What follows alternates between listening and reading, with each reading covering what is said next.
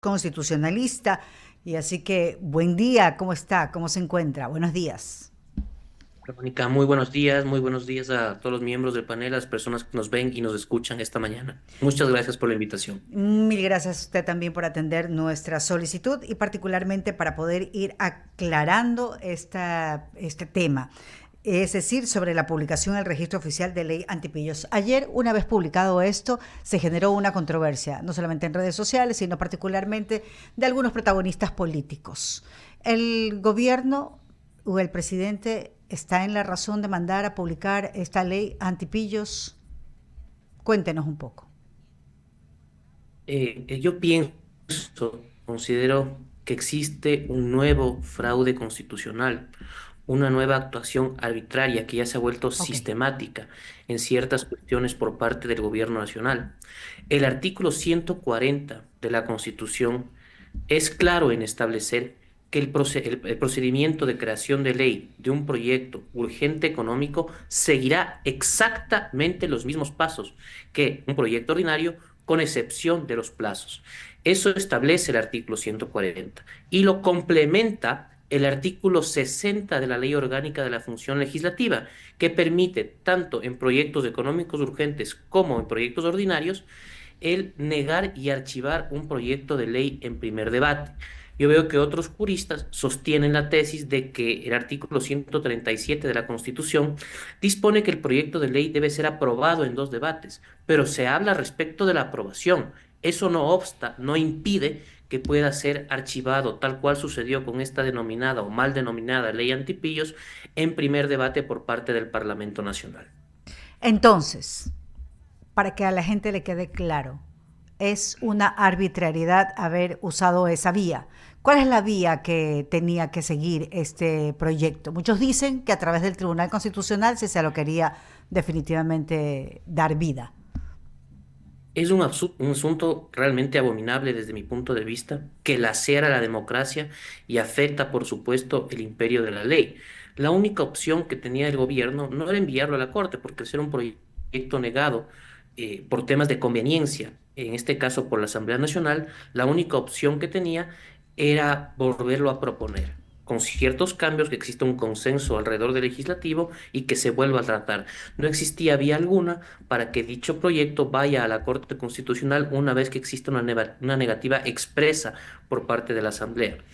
Ahora bien, si es que el registro oficial decide publicar, que yo esperaría que no, toda vez que existe una resolución publicada en ese mismo registro oficial donde se establece que la ley fue negada con 87 votos, la única opción que existe para las personas que se sientan afectadas, que en realidad somos todos los ecuatorianos, ante este atropello a la Constitución, es proponer una acción pública de inconstitucionalidad en contra del decreto ley. ¿Ya? Y esto a través de... Se presenta por un grupo de ciudadanos, puede ser la Asamblea Nacional, quienes se sientan afectados en sus derechos, pueden proponer la acción ante la Corte Constitucional Ok, e incluso solicitar una medida de suspensión provisional de la norma, que eso resuelve la Corte Constitucional al momento de admitir o no la demanda propuesta. está bien. Aclarado el tema de la mecánica constitucional. Alberto Quintana también tiene otras Gracias, inquietudes. doctor. Qué gusto enorme. Buen día. El registro oficial actualmente depende de la Corte Constitucional, ¿no? ¿Qué es lo que se puede esperar? Porque le llega este documento y obviamente tienen que, quien está encabezando este organismo, pues tomar la decisión de la publicación o no. ¿Qué es lo que se puede esperar de aquello? Mira, Alberto, ¿qué es lo que estábamos conversando? Alex, el mismo registro oficial publicó en una de sus gacetas la resolución de negativa de la Asamblea Nacional.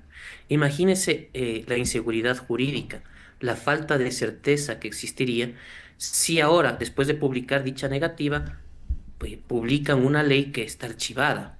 Sería sumamente grave. En este país ya hemos visto de todo y cada día siguen sorprendiéndonos más los atropellos y los vicios que existen en contra de la Constitución de la República. Yo esperaría que de forma consciente y en apego a las leyes de la República, a la normativa, a la Constitución, el registro oficial se abstenga de publicar este decreto ley, toda vez que ya existe una negativa expresa de la Asamblea que fue publicada, repito, por el mismo registro oficial. Desde su concepción, ¿qué tanto daño le hace a la institucionalidad? Yo veo que aquí como que a algunos no les gusta, ¿no? El respeto a aquello, a la institucionalidad, como que no terminamos de entender lo importante que en una nación, que en un estado, que en una sociedad se mantenga aquello. Yo veo que a veces como que buscamos todos los mecanismos para hacer flecos, como decimos acá en Guayaquil, lo poco que queda de institucionalidad. Mira, Alberto, estamos hablando de un gobierno cuya regla general ha sido el desprecio a la Constitución y la ley.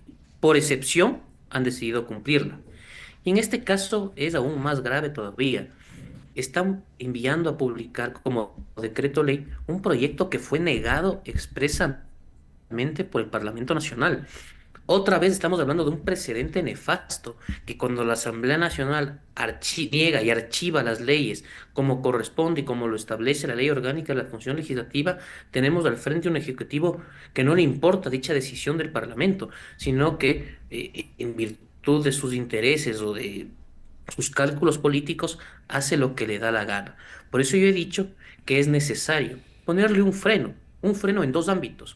El primero es el control de constitucionalidad que hablábamos con Verónica, proponer una acción pública de inconstitucionalidad y que la Corte, esperemos que en un tiempo corto, que le dé prioridad a este caso por la gravedad que conlleva, resuelva precisamente la inconstitucionalidad de la norma. Y por otra parte, sí un control democrático. ¿De dónde viene el control democrático? De nosotros como ecuatorianos al momento de asistir a las urnas. No podemos seguir con una persona que rompe constantemente con la Constitución, que les estorba el imperio de la ley y que no está de acuerdo, no pregona principios democráticos. Ese control Sí. depende de nosotros. Ese estate quieto depende de ecuatorianos. 7:10. Ahora, sería importante, ¿no?, clarificar algo. Toda iniciativa, yo lo decía justamente antes de la entrevista, ¿no?, que es importante que el Estado y la sociedad cerremos filas, ¿no?, en contra de la lucha contra la criminalidad, ¿no? Este marco legal, de acuerdo pues a las fuentes gubernamentales, buscan precisamente pues atacar a la economía de las organizaciones criminales, ¿no? Pero hay que dejar sentados bien las diferenciaciones, porque una cosa es la pretensión, el objetivo, la intención que tenga, ¿no? Y otro el cumplimiento del tema legal constitucional. Por ahí va justamente los reparos, ¿no? A ver, aquí estamos hablando de un proyecto de ley que crea un nuevo impuesto. Recordemos que actualmente, Alberto, todos los ciudadanos, el momento de transferir un vehículo usado, de realizar una compra-venta, paga el 1% por concepto de dicha transferencia. El objeto de este gobierno es absolutamente recaudatorio. ¿Alguien me puede explicar qué control o qué mejor regulación va a existir al momento de elevar dicho impuesto?